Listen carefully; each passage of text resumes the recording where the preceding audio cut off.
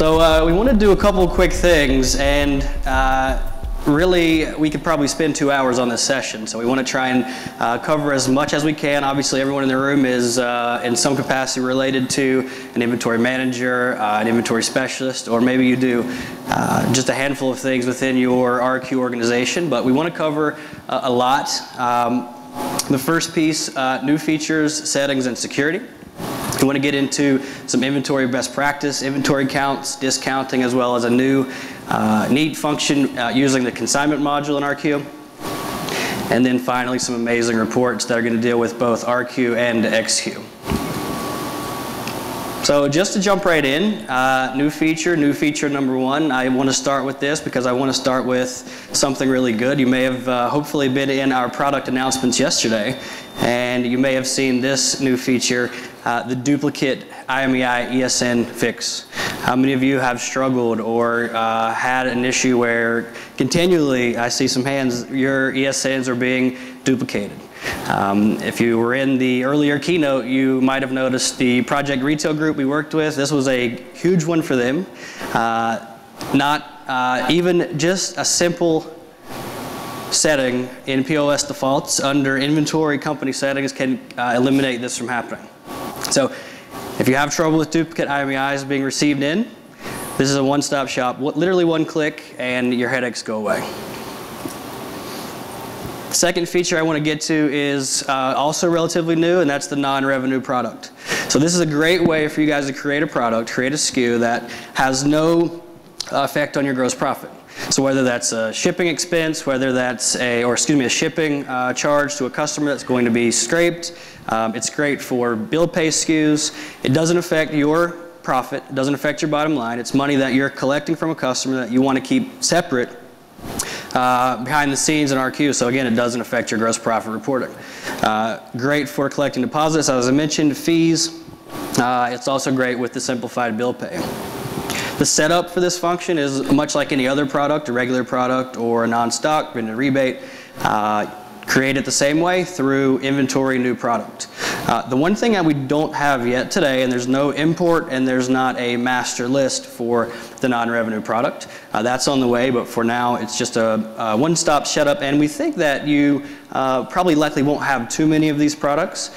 So having it this way is working fine for most. Another good one, this is brand new in 4.16, and this is a PO warning that's going to prevent you guys from scanning your IMEIs or your ESNs into your cost or your quantity field. So how many of you have the $4.67 trillion screen protector and you have no idea where it came from? This is going to prevent that from happening. RQ is going to realize, hey, that's not a cost or a quantity, and it's going to fix that for you. It's actually going to prevent that from happening. So brand new feature in 4.16, we're pretty pumped about that. So look for that in the next version. Another new feature number 4, is the count sheet modified column. This is relatively new, and it's just going to float right on your count sheet, and it's going to let you know when that count sheet was last modified. So those of you that are hopefully doing many counts a week are constantly obviously updating the counts, you're updating your inventory. This column is going to be a great reference point for anyone who's in this count to see exactly when it was last modified. So to recap, duplicate ESN fix, the non-revenue product SKU, our new PO warning, and the count sheet modified column. You all have hopefully handouts. We go into a little bit more detail. If they haven't been passed out yet, they will be when you're leaving. So yeah, make sure you grab one of those. Nick? Thanks, Chris. So we're going to jump into important settings here, and we have a few to go through, just like the new features. The first important setting we want to talk about is going to be the vendor order policy. You know, these are some good ground rules when you're setting up a vendor, and your employees or managers, whoever's creating a PO, can have some rules for, you know, the minimum amount the PO should be before creating it or sending it off, right? So this is a vendor setup screen. You can see the vendor here is Nick Wireless, and down here in the bottom right-hand corner, you have the minimum threshold, you also have the maximum threshold. So is the PO over $10,000, it can't be created with this vendor. So just set some good ground rules in there so you're not getting one accessory purchase order created when we should be ordering many more, right? important setting number 2 is the ability to restrict selling into the negative. This is a simple setting in POS defaults under sales. Simple checkbox, just like Chris mentioned on the duplicate IMEI ESN. Just turn this on and it's going to alleviate the problem to sell into negatives, right? This is going to help in many different areas of your company. It's going to help, inventory counts. It's going to help the employee accountability.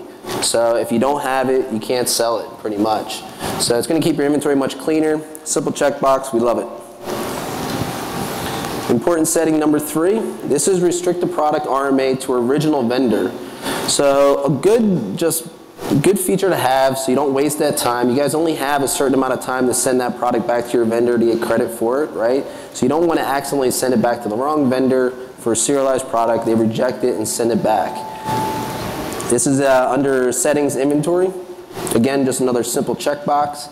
And this will alleviate that concern that it might get sent off to the wrong vendor and get rejected.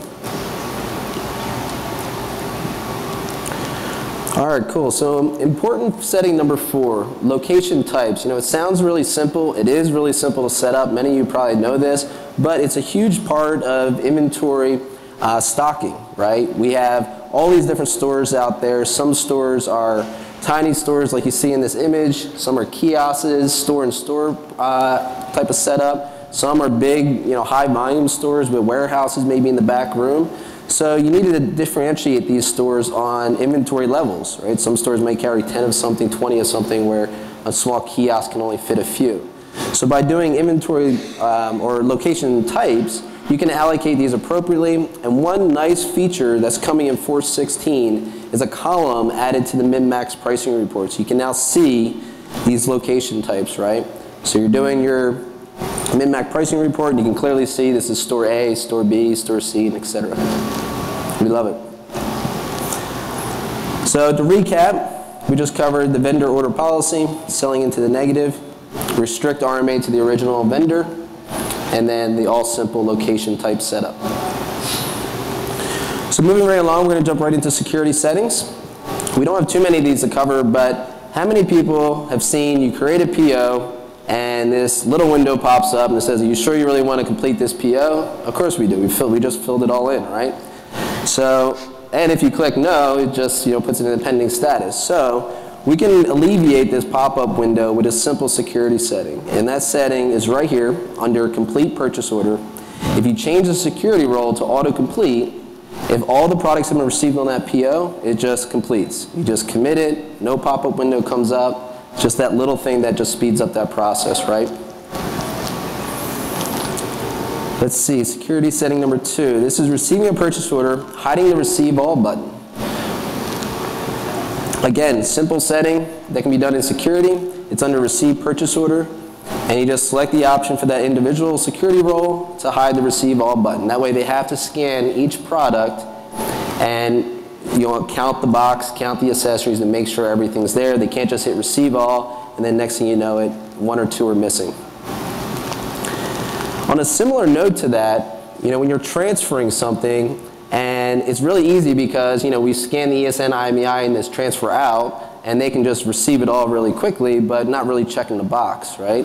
So we can stop that. We can, very similar to the security setting we just spoke about, we can hide that receive all button and transfer as well. And you won't hear something like this, sorry, I just hit the receive all button, I actually don't have all these products, right? And that setting is right here. It's on receive transfer, and it's a little different. It doesn't say, hide the receive all button like the purchase order. It's going to be the complete transfer option on this security setting. So if you select complete transfer, they will not have the option to do receive all when they're transferring in, okay? So a little recap, we just covered 3, but they are important. We have the complete transfer order, receive purchase order, and receive transfer. Moving along, Chris is going to talk about best practices. Sure, thanks, Nick. So best practices. Best practice number 1 is going to be inventory counts. You're in here because you are dealing with inventory in our queue. We feel, and hopefully you feel, that the inventory count is probably one of the most important things, one of the most important functions that you can do each day, each week within your stores to ensure proper inventory accuracy. So why count? Again, we talk about counting. I talked about it last year. We probably talk about it every year, but we're going to keep doing it because it's that important. And we see the numbers are relatively the same year over year in terms of how much you guys are writing off within each of your stores. This has changed a little bit since last year. The average write-off per location per month for RQ users is about $800 per month. What we found, based on what we can see that's happening behind the scenes with each one of your databases, is that those of you that are counting less than once a month, you can expect your average write-off per month per location to be about 29% higher than if you do a few other things, like counting 1 to 3 times per month. Just making that change from less than once a month, this is accessories and devices, to 1 to 3 times a month, you go from positive 29 to seeing that average write-off reduced by 23%. Take that one step further and count 1 to 3 times a week. You see that get even better. Less than, or I should say, a reduction of 48% off the average. And then our favorite, which is counting at least once, if not more than once a day, 57% better than the industry, at least the RQ industry average. So count and count often. Specific to today, and you might have heard it yesterday in the Good to Great session, is what we like to refer to as the blind inventory count. Today, the default for inventory counts is going to look much like this if I'm going to count devices. I'm going to see my count column, I'm going to see my in stock, I'm going to see a variance. The key here, though, is I'm also seeing tracking number. I, being a sales rep, if I'm going to do this count. By turning on what we call a blind inventory count, the view goes from that to this. All I can see as a sales rep is the line item. There's no tracking number, there's no in-stock value, and there's no variance. So if you send me to count devices and RQ expects me to count 12, I've only counted 10. The choice I have as a sales rep is to fake the count to make it right because I know exactly which ESNs it's looking for. Or I can take away or not have the ability to see that and go count what you asked me to count, submit my count, and let you guys or let your inventory manager handle either generating or at least asking for a recount, generating an adjustment.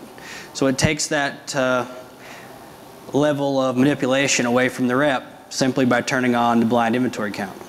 So in your security screen setup, you're going to go to new inventory count, and you're going to set that to blind count my own location. Same idea with accessories. And probably even more of an issue, because if RQ is going to show your sales rep how many you're missing or how many you're over, two things happen. They can go ahead and manipulate that number once they're finished, again, to make everything right so they can leave. Or if they're actually overstocked, RQ is expecting 10, they have 12, well, there's 2 that can go home with them. So simply by removing the visible count, it makes it that much more of an accurate process. You guys can trust the numbers. Yes, it's not always going to be a smooth transition. We did this with our project retail locations, and there was some pushback. There was some groans, there were some eyes that were rolled, but at the end of the day, the feedback that we've gotten from the management is that this has turned their inventory around in terms of its accuracy and its true cost valuation. Speaking of count sheets and sticking with that idea, the other thing that you might not have noticed with new count sheets are the ability now to count multiple categories. So a lot of the feedback that we get from you guys is that counts are great, but if you're forcing me to count a huge wall of accessories, the chances of me actually getting through that count before a customer walks in, excuse me, or before the store closes are not that good, especially if you have a larger store. So the idea of being able to actually break the count down by category lets you guys decide what makes the most sense, or even the sales rep decide what makes the most sense, save them time, make the count more accurate. Use the add button to simply decide what categories need to be counted rather than trying to count your overall device category or your overall accessory category. It's a time saver, it makes things more efficient, more effective. We've gotten some really great response from the folks that are actually using this, so if you haven't tried it before, give it a shot. Nick? Thanks, Chris. So RQ Mobile Inventory, I'm sure many of you saw it in the product announcement yesterday. If you did not or haven't had a chance to see it outside here in the store experience, I encourage you to do that. This is just a wonderful, wonderful product that's going to help everything that Chris just talked about in counts and blind counts. So I just wanted to take a quick moment and share a story about David Hall here in Project Retail Wireless Communications that we did the past 7 months. And it was a great story. You know, we implemented the device, RQ Mobile Inventory. David Hall is a pretty busy store. He's in downtown Greenville. And, you know, he has his ways of doing things, his inventory count. You know, he has his Bluetooth scanner, his inventory room's over here. He has his whole thing down, right? So we gave him this product, and he was like, you know, I'm really nervous to use this product. It's an $800 product. I don't want to drop it, break it. Next thing you know, I can't use it. And so he's all worried. But, you know, weeks went by, and he got used to it. And today, he's in love with it. And, you know, they count twice a day. I go to the store. I visit them once in a while, and you know, you walk in there, if it's in the morning especially, you'll see him walking around the store with the mobile device counting inventory.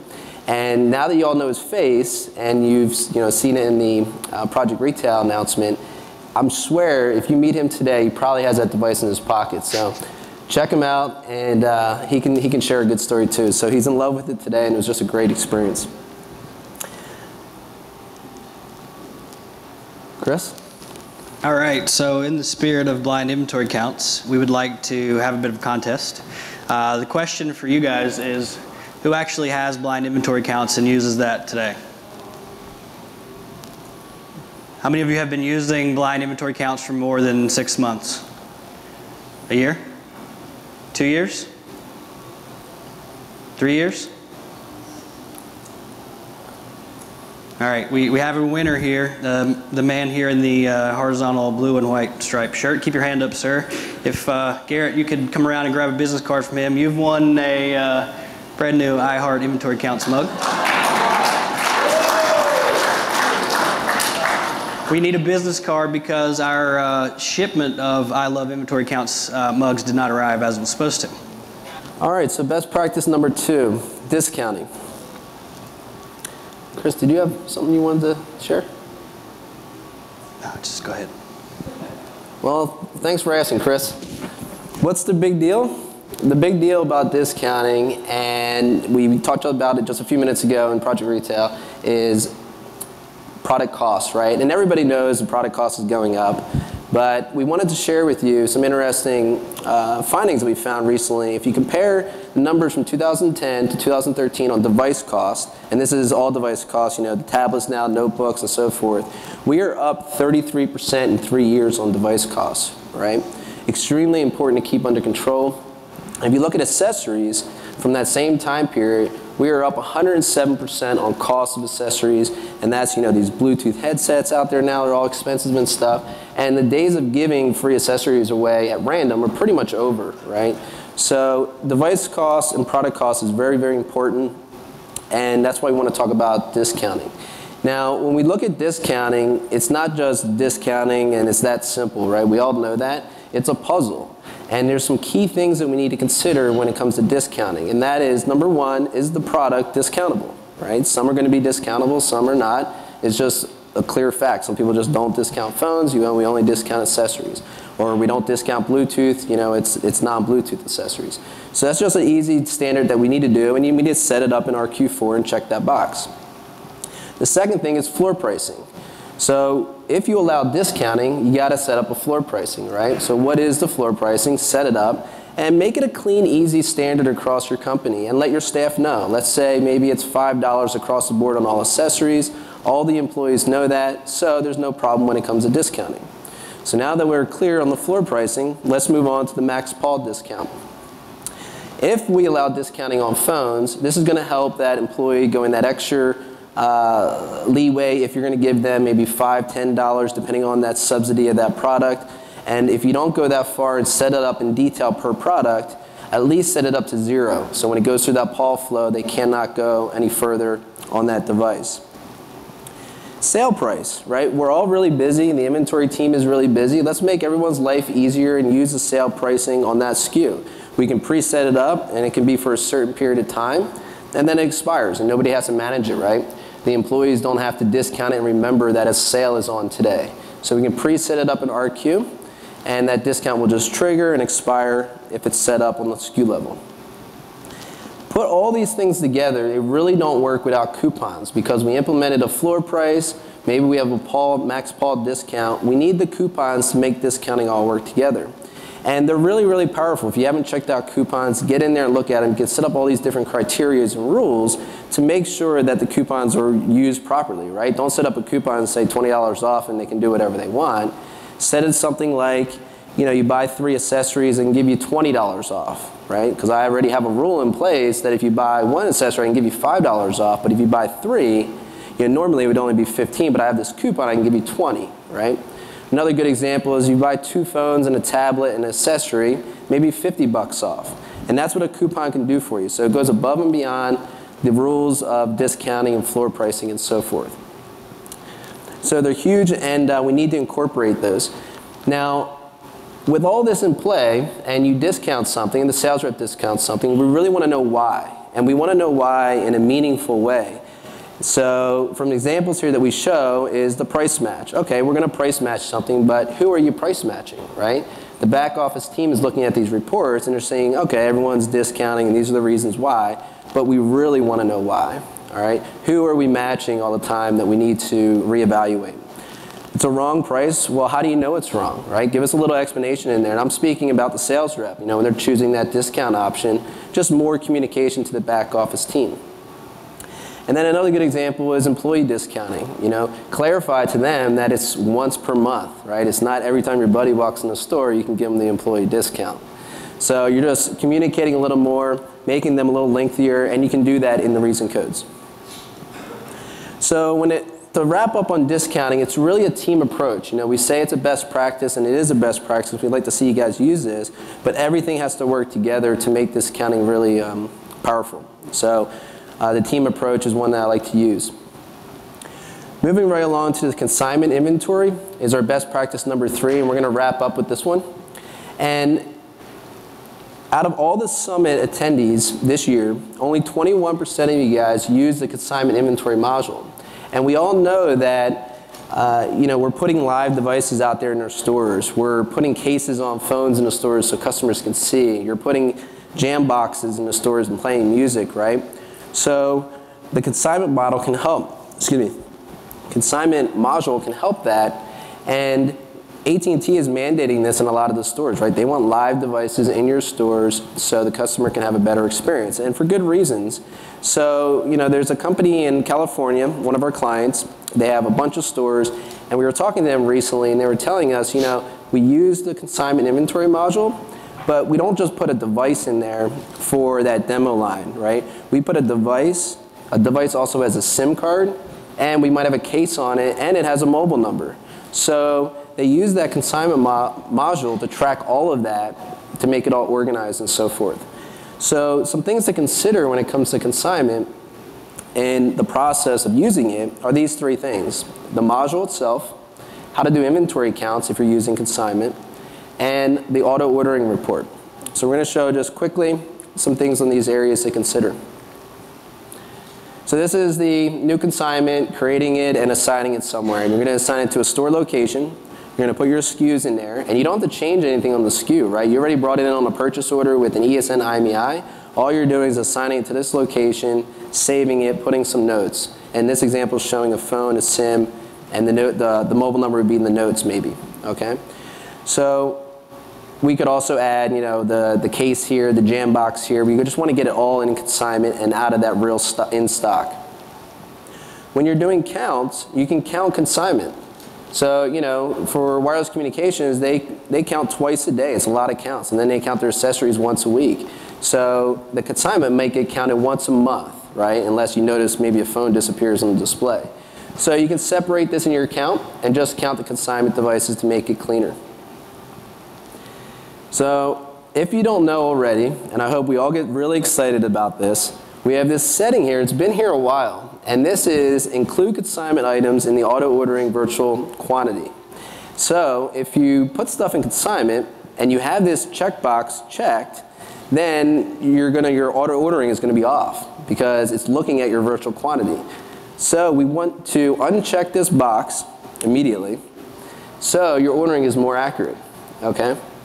So by default, I'm pretty sure, I'm like 99% positive, this checkbox is on if you've never touched it, okay? So this is going to help out when you're using that consignment module so it doesn't affect your auto ordering.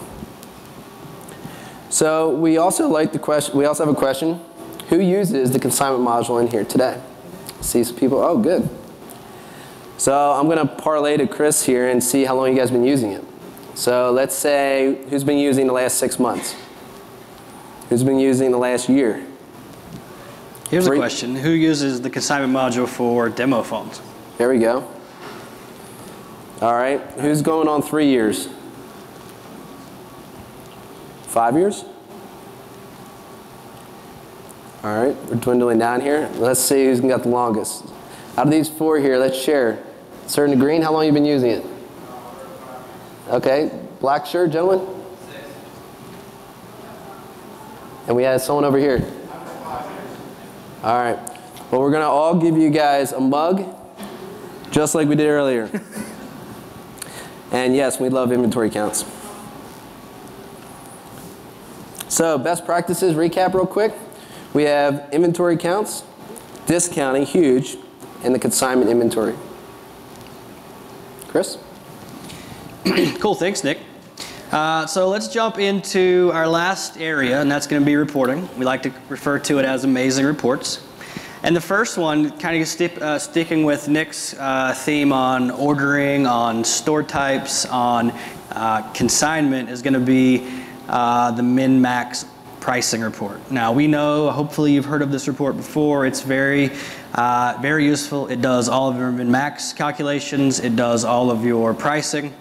There's a calculator involved as well that you can use. We won't have time to get into all of the ins and outs of what this report truly can do today.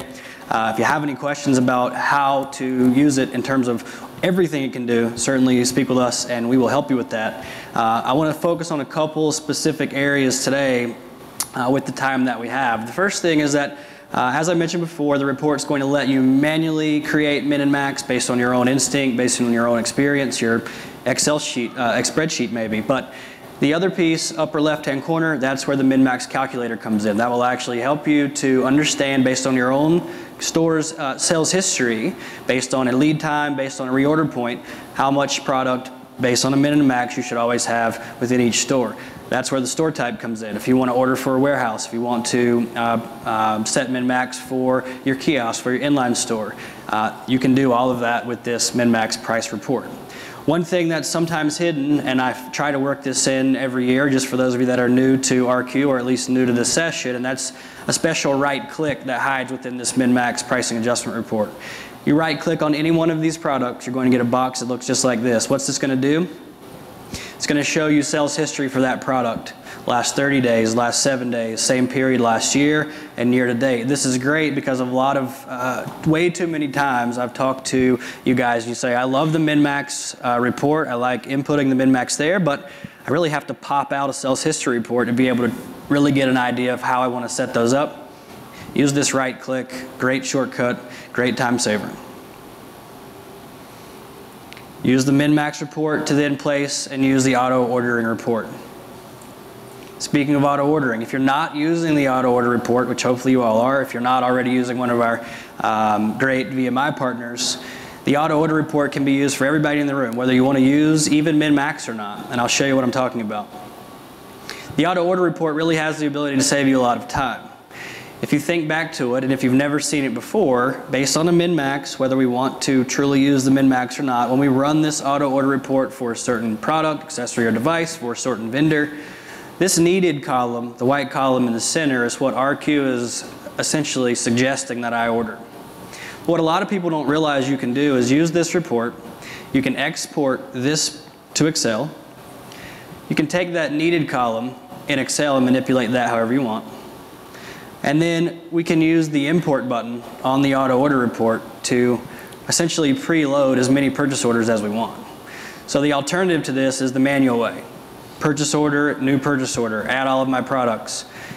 I can do 5, 10, 15, 20 orders with one import. And the beauty of it is I've manipulated the needed column, and then with one click, generate purchase orders in the upper left-hand corner. You're going to get two very important time-saving pop-ups. The first one is the ability to go ahead and auto commit every one of those orders. So think about how long that takes. If you're going to do 30 one-off POs, now you can do it all with one click. And the other huge time saver is to be able to email and generate that email right away. So if your vendor does accept the RQ email as the official PO, that will be a huge time saver for you. So use the auto ordering report, export to Excel, manipulate that needed column, import it back in, and streamline the entire process of creating a purchase order. The next piece I want to talk about is inventory aging. This report, the age serialized status report, been around for a long time, but I want to give you a little bit of a different way to use the report. If you just take and establish just a very simple filter, and for this case I've used days in stock and I've filtered for anything over 45 days. The next thing I'll do is show you the days until RMA column. Within each product in the inventory tab you have a keep in stock for X days. You are going to determine that day. This flows through to this inventory aging report so you can actually see how long until this product should be RMA'd. So I've filtered for days in stock over 45. I can use the days until RMA column to gauge exactly how much longer the product has, and then a hidden button really here is the generate RMA. I can create an RMA right from this screen using the two columns we just looked at. Huge time saver. It's also really interesting for first timers if you've never used this report before. Run this for days in stock. Don't even filter it. Just sort from greatest to least. See if you find anything in here that blows your mind, 4 figures even. Years worth of in-stock inventory is sometimes uncovered with this report. Kind of keeping with that theme, and you may have seen this one before as well, it's stale inventory. If you're an orderer, if you're an inventory manager, this one's going to be for you. We built this report to help you understand which accessories originally weren't moving as they should. It also works for phones. Again, I put a real simple twist on it using a filter.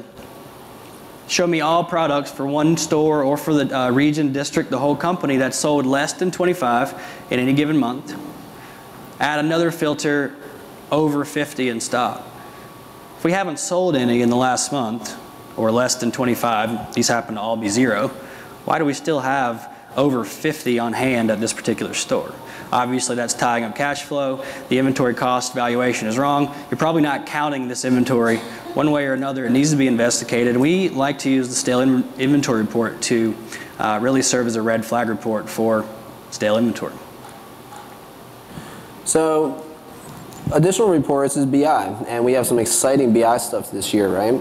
So if you're spending hours and hours doing reports in RQ, exporting them, putting them all together yourself, building your own scorecard, BI can save you a lot of time, and a lot of time in inventory especially. So I just want to highlight that BI has these reports standard, and anyone picks it up, you just automatically get these reports, right? So we have the dead stock, order forecast, stock on hand, and stock out. What they look like, to just give you a quick view, this is the dead stock report. So it'll show you your category trade rate from RQ. It'll show you some times, 30 days, 90-day plus, etc. Your quantities as well as costs. Another report quickly here is the stock on hand. And again, this kind of mimics the RQ tree. And you can see your stock on hand. You can see the sales against on hand as well with the little graph there on the right. I know it's a little hard to see, but definitely visit the BI team right outside, and they offered this as standard stuff. So we have one last topic to discuss, and this is a really important topic to us. We come here, we show you these features and stuff, and it's not like we have these secret rooms and we hide all this stuff and then we bring it all out, right? It's all in our release notes, and we think that's really important for inventory teams especially to follow up on these release notes, obtain these release notes, and know where to get them and so forth. When the release note comes out, I love it. It's like Christmas. You get a present, and sometimes it's so-so, you're like, all right, thanks, big deal. But sometimes it's a game changer, right? It's a really cool gift, and it's like, wow.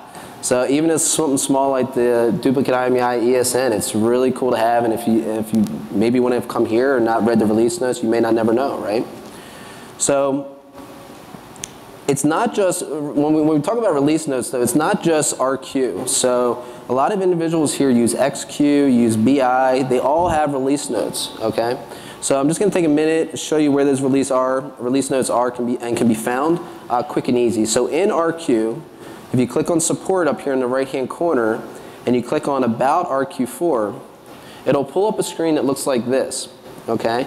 And depending on the version you're on, you just click the version notes, okay? Just a little box right there, and it pulls up a site that has all of our release notes. And not just the release notes for the current version you're on, which is 4.14 in this example, but on the left-hand side there, you can pick older versions and read through them. And we make them really clean, easy. They're not too long. You just kind of, cruise right through them. Another place you can find them is our community support site, and this is where you can find all of them. Okay, so you click on the product, depending on which one you're looking for, RQ, BI, XQ, and you can find the release notes right there as well. All right. So one of our last stories we want to share with you today is with Project Retail and Wireless Communications. We did a lot of stuff with them, and it was really, really cool. And we paused for a moment, and we're like, we did so much stuff, let's catch up with them. Chris and I went down there and we reviewed all the release notes because we went through a couple versions with them in the last couple months, and we just sat down in a conference room and just went through the release notes all together, just kind of talked about them, anything exciting, we talked a little bit more. And we heard some sounds coming from the end of the table, and they were giggling and stuff like that, and we're like, what's going on? And it was the inventory team, and he was just freaking out. He just couldn't contain himself. He's like, pretty much I just want to leave this meeting. I want to go back and turn half this stuff on right now. So we just want to show you a quick video of Peter and how excited he was.